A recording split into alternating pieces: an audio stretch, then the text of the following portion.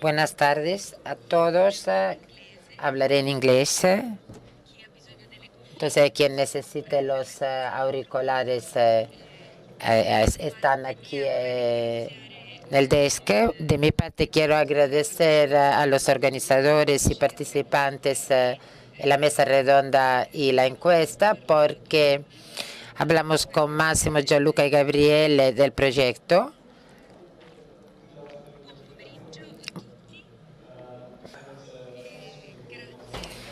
Y repito, gracias a los organizadores por invitarnos, porque no es primera vez que somos invitados en seminarios sobre este tema. Ya participé en varios encuentros y seminarios en Bruselas. Ya tuve la oportunidad de intercambiar opiniones con Gianluca, Máximo y Gabriele por correo. Y estoy muy contento por estar y me parece que el tema de la mesa redonda y del proyecto es extremadamente importante. Y, por supuesto, desde mi punto de vista, quiero presentarme, decir que soy un investigador del Instituto Sindical Europeo. Formo parte de una unidad que se dedica solamente a la participación laboral y problemas relacionados. Trabajo con muchas representaciones. Esta es la representación LOCE, la representación transnacional de los trabajadores.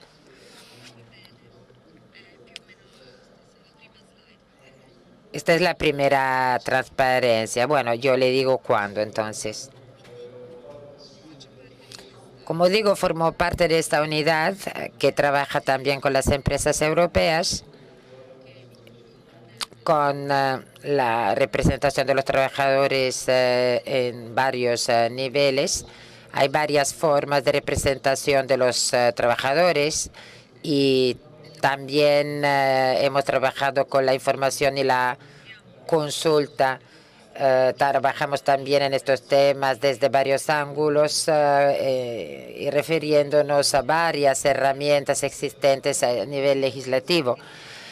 Yo creo que es muy importante trabajar de esta forma porque eso nos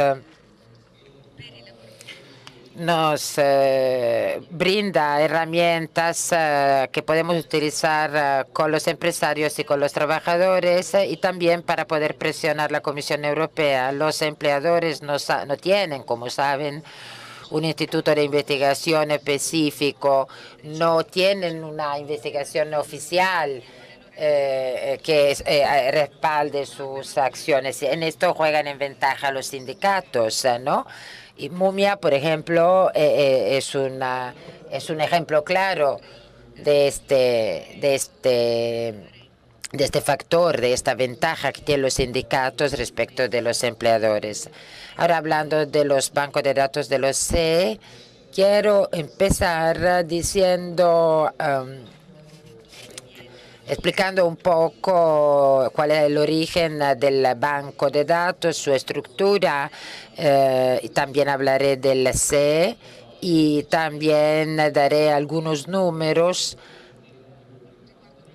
de la investigación sobre representación en las empresas europeas.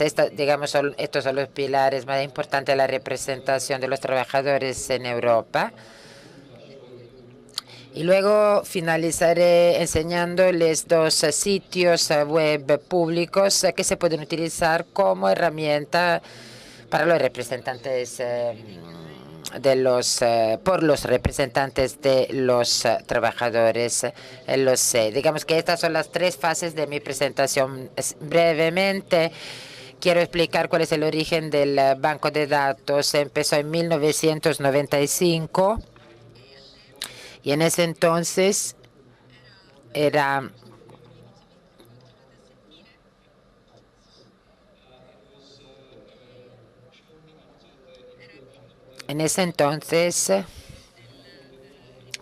poco después de la introducción 94 de la directiva sobre el CE, fue cuando la Unión Europea empezó a trabajar y a recoger información sobre los CES, y así siguió durante el transcurso de los años. Y Peter Karkov, quien ahora se encuentra en Eurofund, en ese momento trabajaba en el banco de datos él mismo, y me ha ayudado y me ha conducido a la investigación sobre el C, y por esto le estoy muy reconocido. A partir de 2006 este banco de datos es en línea, y a partir de 2010 tenemos algunos componentes esenciales nuevos que luego detallaré.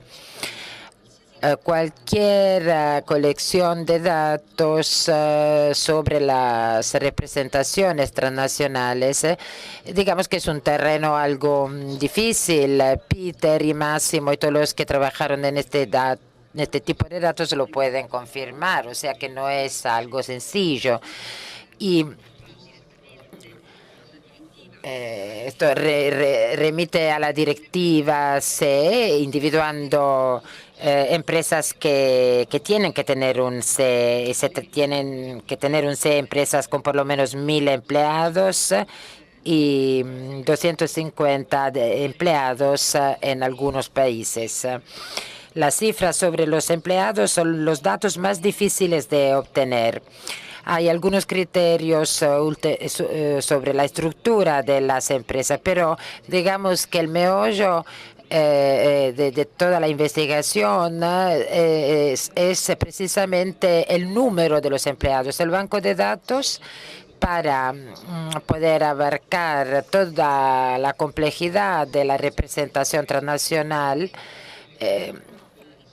tiene que estructurarse todo de forma muy clara. Tenemos 3 componentes en el banco de datos. El primero es un subbanco de datos de empresas transnacionales que recaen en el ámbito de la directiva de CE y tienen los criterios que mencionaba. Luego hay el segundo subbanco de datos que recoge información sobre los CES mismos, y la tercera parte, el tercer componente del banco de datos es un subbanco de datos dedicados a las empresas europeas que detallaré brevemente un poco más adelante. Esta es digamos, la vertebración básica, pero también hay otros componentes más pequeños del banco de datos que nos interesan y sobre los cuales queremos recoger datos y en torno de los cuales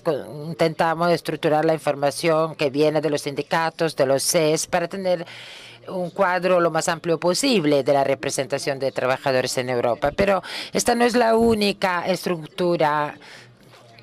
Era una estructura horizontal, pero se trataba de una estructura horizontal, pero para captar la complejidad de los subbancos de datos tuvimos que separar la estructura, dividir la estructura en 3 niveles. No puedo entrar en matices, no tengan miedo, sé que puede ser aburrido, pero quiero decir esto para enseñarles lo mucho que es compleja la recolección de datos. Primeramente tenemos que saber en qué empresas operan los CES y cuáles son las empresas implicadas. Y luego tenemos que saber en qué empresas se establecen y en base a qué tipo de acuerdos, ¿no? Hay acuerdos múltiples en muchos casos que prevén el establecimiento, la ratificación, la enmienda, acuerdos entre los integrantes, ¿no? Y muchos compañeros podrían hablar del gran papeleo que firmaron en el transcurso de su vida en materia de CES. Luego también hay lo que decía Faulkner, el acuerdo nacional, transnacional. O sea que hay un montón, hay muchísimos acuerdos, muchísimas declaraciones que un comité de empresa europeo tendrá que firmar en el transcurso de su vida. Yo me detengo en este punto, digamos, que no puedo explayarme más. Máximo y los colegas que trabajan en el proyecto Mumia tienen una gran experiencia. Máximo ha expresado, digamos, una dificultad cuando se trata de recopilar datos. Yo creo que se refería precisamente a lo que acabo de mencionar, a ese tipo de dificultad.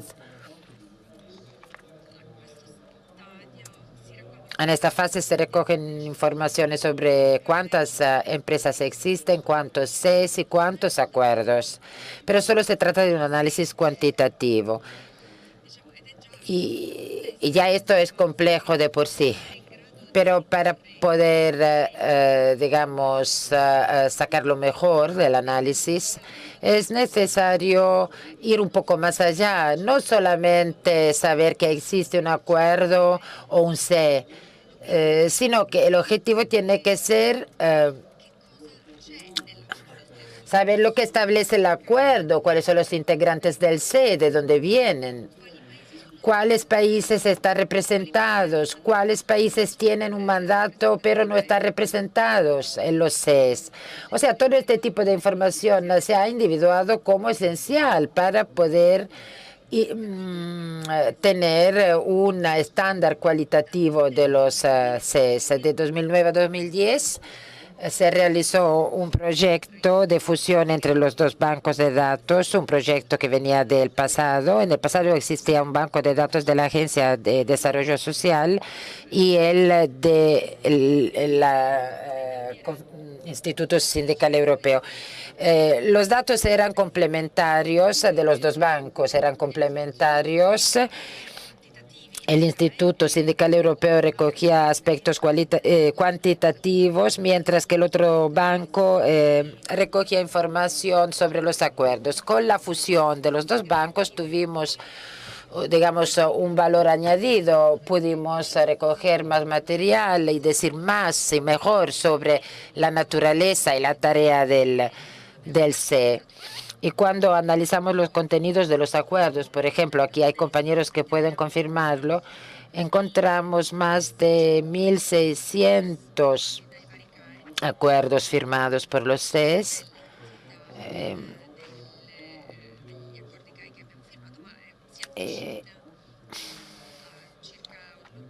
O sea, casi el 89-90% de todos los acuerdos firmados por los CES.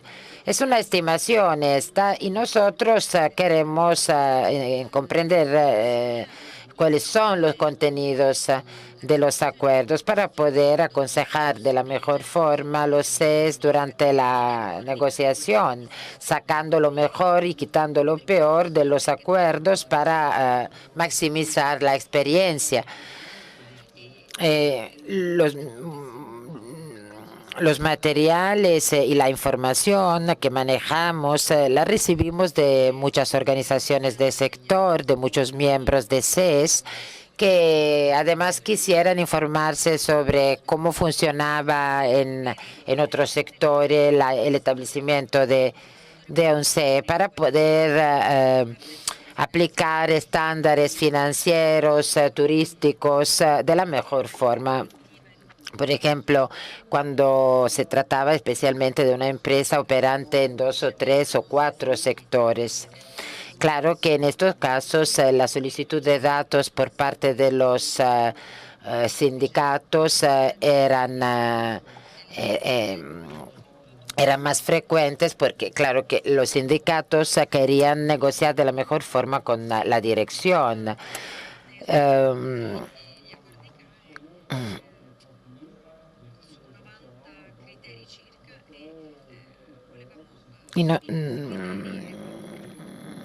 Individuamos 90 criterios, digamos, y clasificar los acuerdos según estos criterios. Por ejemplo, encontramos problemas de tipo institucional. Por ejemplo, ¿cuál es la ley que se puede aplicar a un acuerdo CE?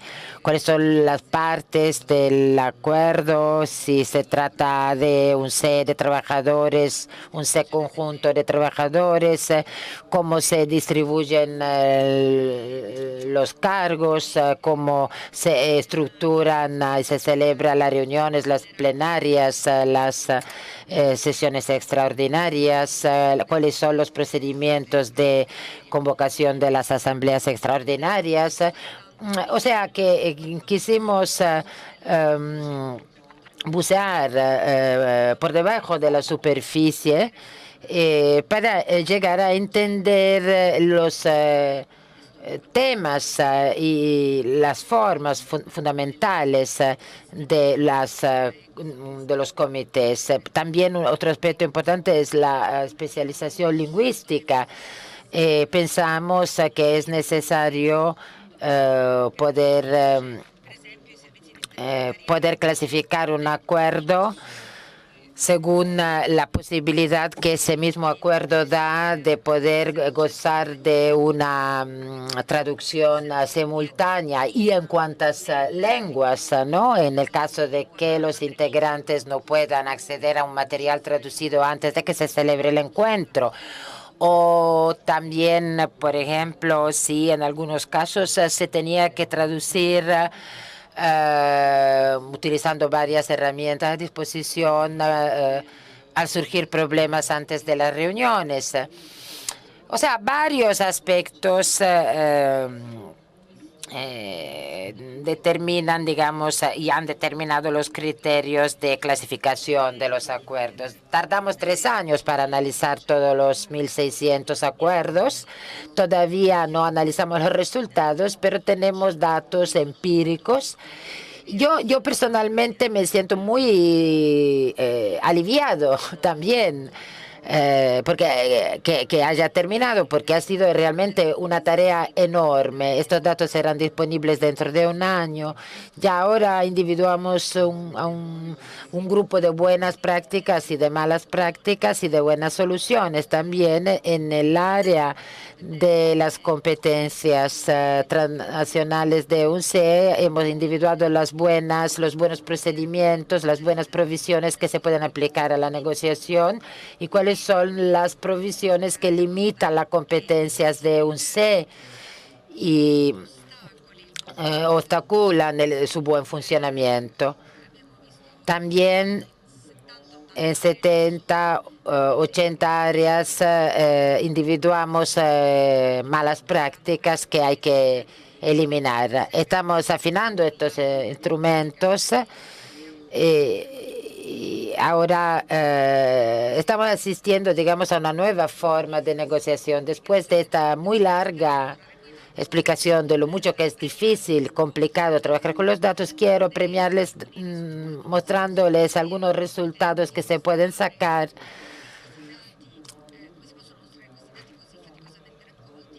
estos datos y qué producen los bancos de datos en términos de información. En esta transparencia pueden ver todos los datos y podemos tener una idea muy clara de cómo se desarrolló el número de los CE al transcurso de los años. No solo podemos decir cuántos CEs existen, sino que también podemos decir año por año cuántos se crearon, cuántos se disolvieron, cuántos se disolvieron por varias causas, fusiones, etcétera.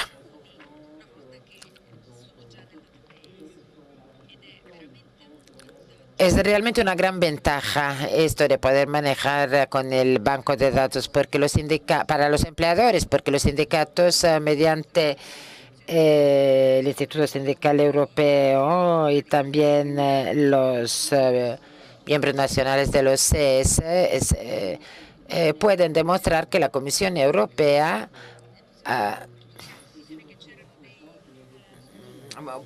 digamos que pudimos demostrar, pudimos decir a la Comisión Europea que hay algunos cuellos de botella, que hay escapes y que nosotros nos encontramos en la justa posición para encontrar soluciones. Algunas otra transparencia que demuestra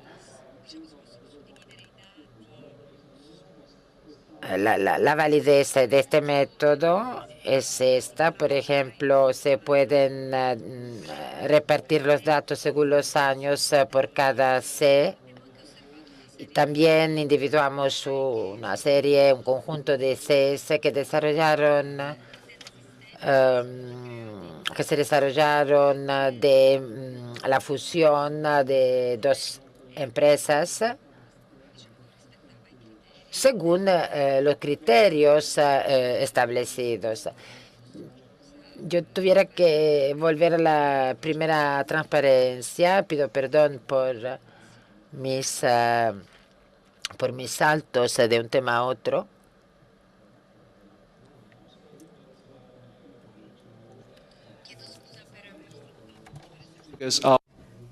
Los números más recientes que consideramos son más o menos 1.258 CES que se crearon y que nosotros conocemos. Aunque hay otros CES, no muchos más, pero de estos no sabemos si existen o no, porque a lo mejor no están sindicalizados o porque simplemente no lo sabemos. De momento hay 1.030 CES que son operativos y 95 CES, 955 multinacionales en las que se han establecido los CES. Muchas empresas tienen más de un comité y eso es posible tener CES múltiples. Muchas empresas trabajan en diferentes sectores, así que pueden tener un comité para cada sector, uno para el turismo, uno para el sector metalmecánico, así, y eso le permite centrarse en el sector mismo sin debatir temas genéricos, generales, que a lo mejor no le importan a los trabajadores que trabajan en otro sector. Así que esos CES sectoriales nos permiten detallar más las cuestiones, pero esa no es la única solución. Hay más o menos 60 CES que se están negociando, a lo mejor más, pero nosotros sabemos de estos 60, menos de 200 se han, decimos, eliminado por cualquier razón, no sé, unas fusiones, la empresa no respetaba unos cuantos criterios, así siguiendo. Hay más de 1.400 empresas que decimos están adentro de esta directiva, pero todavía no tienen un comité de empresa.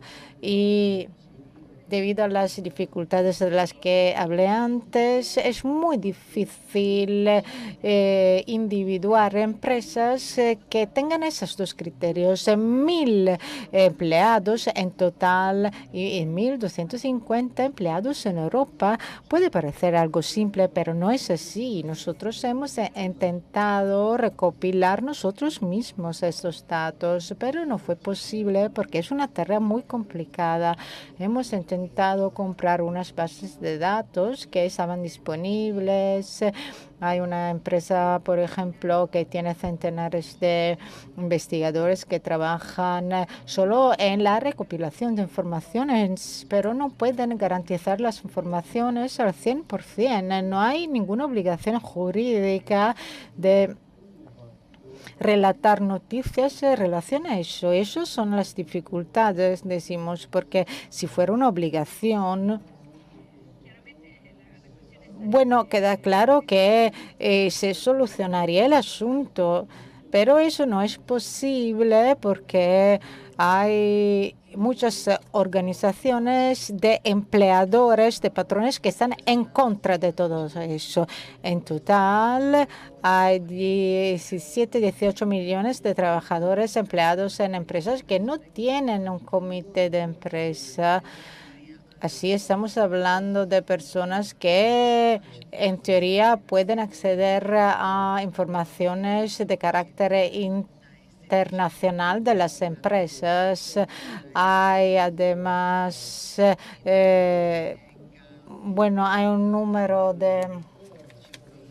promedio de 15, 20 miembros de CEs. En cada CE son unas cifras, decimos, de promedio, solo para que quede claro. En los últimos años en Europa hemos tenido un montón de personas que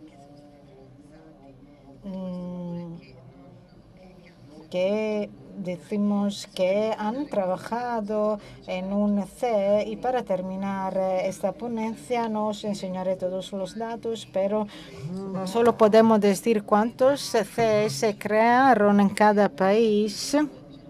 Por ejemplo, Alemania y también en los Estados Unidos. Las empresas que están activas en Europa tienen muchos CEs, porque normalmente las empresas americanas de los Estados Unidos solo quieren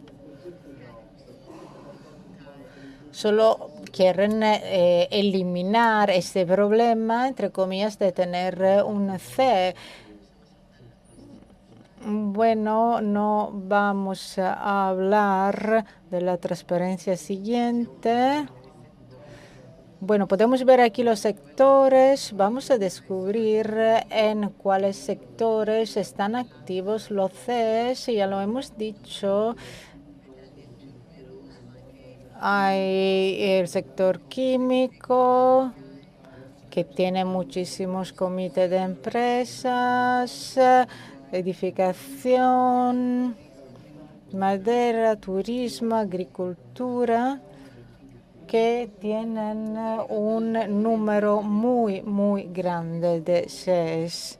Y quiero también proporcionar unas indicaciones en relación a cómo se distribuyen los comités de empresas. No todas las empresas tienen la misma oportunidad de tener un CE por un punto de vista estadístico. Lo más grande es una empresa, muchas más posibilidades tienen de tener un comité de empresas. Así que se puede decir que es mucho más fácil crearlos en empresas más grandes, pero en las empresas que tienen entre 1.000 y 5.000 empleados, podemos decir que es más fácil crear un comité que sea más activo en un gran número de países. Las multinacionales que están en más de 10 países tienen más del 50% de los CEs. Así que si la empresa es una empresa más grande, hemos visto que en conclusión es mucho más fácil crear un comité de empresas. Estas son las empresas europeas, pero no me parece un elemento esencial del proyecto. Podéis encontrar todos estos datos en las páginas web que os indicaré aquí al final de esta ponencia. Aquí están. Esa es la dirección, la que podéis leer aquí arriba. Eso es el portal donde hay las bases de datos de los CEs y a donde podéis encontrar todos los datos que os brinde informaciones sobre muchas cuestiones legales en las que fueron implicados los CEs, los resultados también de esos problemas legales, estadísticas, informaciones sobre las SE y también otras formas de representación. Esta es la página web a la que debéis dirigiros, Worker Participation .eu, que proporciona informaciones en relación a la participación de los trabajadores. Ya sabéis que tenemos unas leyes que permitan a los trabajadores estar en los consejos de administración. En esta página va a encontrar también informaciones en relación a las relaciones empresariales en cada país, la estructura de los sindicatos. Podéis comparar los datos, por ejemplo, cuando atendéis a un consejo y no sabéis nada, podéis escoger esos países, por ejemplo, Italia y Francia, encontrar los datos que queréis conocer en relación a esos dos países. Informaciones en relación a las leyes. Espero que no estáis demasiado aburridos, pero de verdad hay muchísimas informaciones disponibles aquí. Yo creo que sea un verdadero desafío utilizar esas informaciones ahora mismo también para tener una idea de cómo se pueden mejorar esos instrumentos. Muchas gracias por su atención.